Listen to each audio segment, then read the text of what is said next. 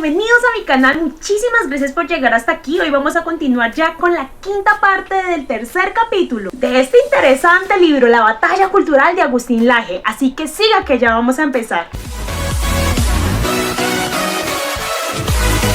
La idea de soberanía acompañó el establecimiento del Estado moderno y se argumentaba inicialmente que esta soberanía era dada directamente por Dios a los reyes, lo que les daba la patica para justificar desde una perspectiva tradicional y religiosa el dominio de una organización moderna como lo era el Estado naciente. Pero recuerde que eso de involucrar a Dios no le gusta mucho a la modernidad. Entonces lo que se hizo fue reemplazar el rol de Dios como fuente de ese poder político soberano y en su lugar se puso una entidad de carácter terrenal, muy terrenal, que hasta el día de hoy nos acompaña, el pueblo.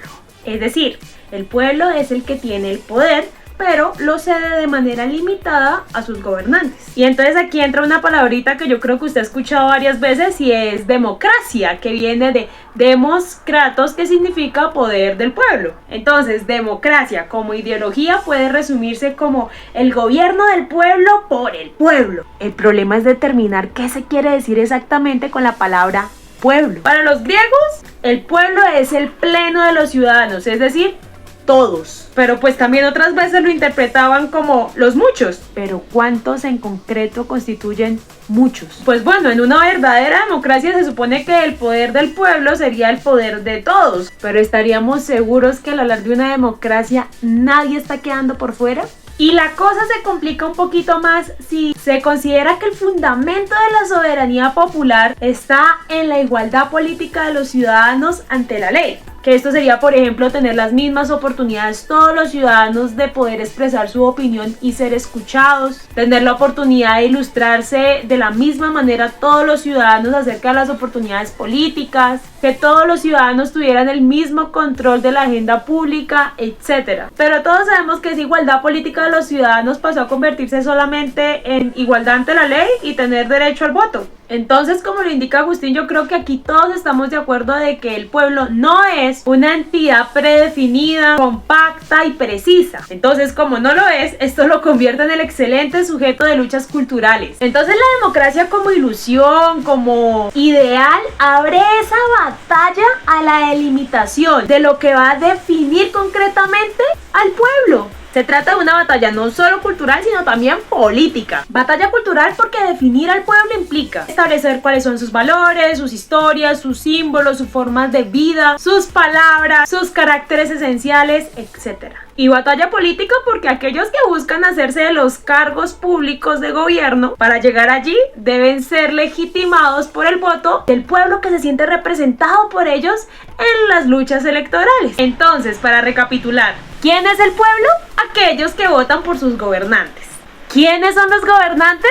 Pues aquellos que ganaron la elección porque pudieron y supieron hacer y decir lo que se esperaba que ellos ofrecieran en circunstancias determinadas. Entonces la democracia no es el poder del pueblo, sino más bien el gobierno del político a través del voto. Es decir, que el papel del pueblo, lejos de ser el gobernarse a sí mismo, ahora es escoger entre diversas ofertas predefinidas a sus gobernantes. ¡Qué tristeza! Bueno, ¿y cómo se construyen esas ofertas predefinidas que ofrecen los gobernantes? Pues el político muy sabiamente construye su oferta política basado en lo que conocemos como opinión pública. Es que la opinión pública es la guía de éxito de todo político cuyo éxito dependa del voto público, porque el voto es esa moneda de cambio del pueblo con la que se garantiza que los políticos compitan por ofrecer aquello que se acerque más a las aspiraciones del pueblo, a sus ideas, a sus estilos, a sus valores, a sus gustos o por lo menos a los prejuicios de la mayoría del pueblo. Y esto es tanto para los políticos que quieran llegar a tener poder en el gobierno como aquellos que ya lo tienen. Claro que hay ocasiones en las que los políticos no se pueden montar en el tren de la opinión pública y ofertar lo que el pueblo quiere escuchar. Uy, ¿y eso por qué?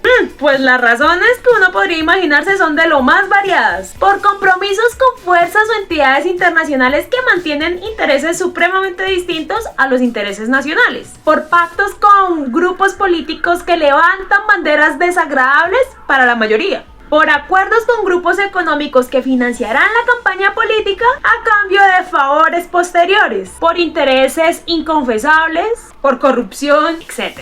Es decir, que la opinión pública es una fuerza de suma importancia en el juego de la democracia, pero no es la única. Entonces, en estas circunstancias, cuando el político no se puede adherir solamente a la opinión pública, lo que busca entonces es modificar esa opinión pública a su propia conveniencia. Sí, pero ¿cómo puede modificar la opinión pública? Sencillito, a través de periodistas comprados, medios de comunicación adictos, intelectuales asociados, académicos sedientos de becas, expertos en marketing político y un sinfín de asesores de toda naturaleza que ayudarán a modificar esa opinión pública. Y es que definitivamente las posibilidades de manipular la opinión pública aumentan de manera proporcional al poder que el político tenga. Uy, ¿cómo así? Pues a ver, cuando el político llega al poder, es demasiado probable que utilice los aparatos ideológicos para darle la forma que él desee a la opinión pública. ¿Cómo lo hace? Pues a través de los medios audiovisuales estatales, las propagandas del Estado, los programas educativos del Estado y así sucesivamente. Entonces, viéndolo bien, el Estado es, en el mundo moderno, el agente cultural más poderoso de todos. Ya aquí a los gobernantes no les preocupa ofertar nada que llame la atención, porque ya están en el poder, ya no buscan satisfacer ninguna necesidad y desde allí pueden manejar todo a su antojo. Entonces, la opinión pública no es más que eso, una opinión, que si vamos en serio a ver, la imagen que se tiene de nuestra opinión no se corresponde para nada con la realidad. Véase el acuerdo de paz, la despenalización del aborto en mi país. Las decisiones tomadas al respecto no tienen nada que ver con la opinión pública real. Por eso las instituciones que generan opinión se tornan centrales para un nuevo sistema que postula al pueblo y su voluntad como la fuente de la legitimidad política.